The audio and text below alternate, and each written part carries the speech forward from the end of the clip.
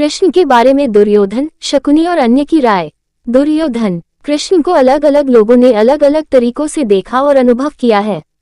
इसे समझने के लिए दुर्योधन का उदाहरण लेते हैं। वह अपनी पूरी जिंदगी एक खास तरह की स्थितियों से घिरा रहा।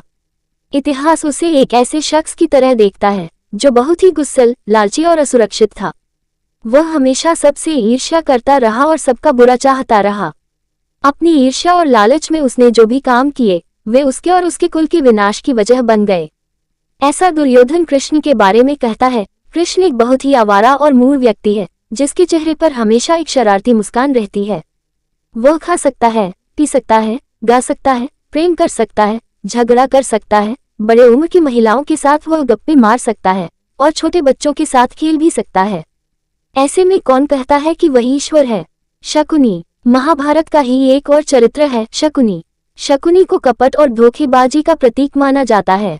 वह कहता है, अगर हम मान लें कि वह भगवान है तो इससे क्या फर्क पड़ता है? आखिर भगवान कर क्या सकता है? भगवान बस अपने उन भक्तों को खुश कर सकता है जो उसकी पूजा करते हैं और उसे प्रसन्न रखते हैं।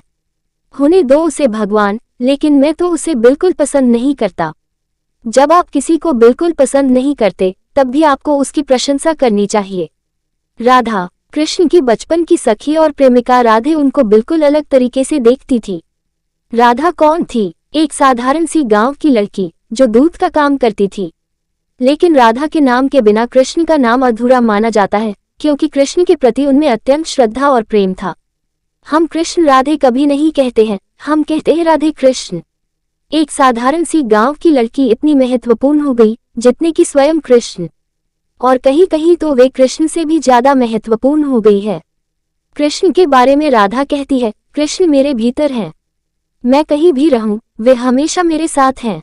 वे किसी के भी साथ रहें तो भी वे मेरे साथ हैं।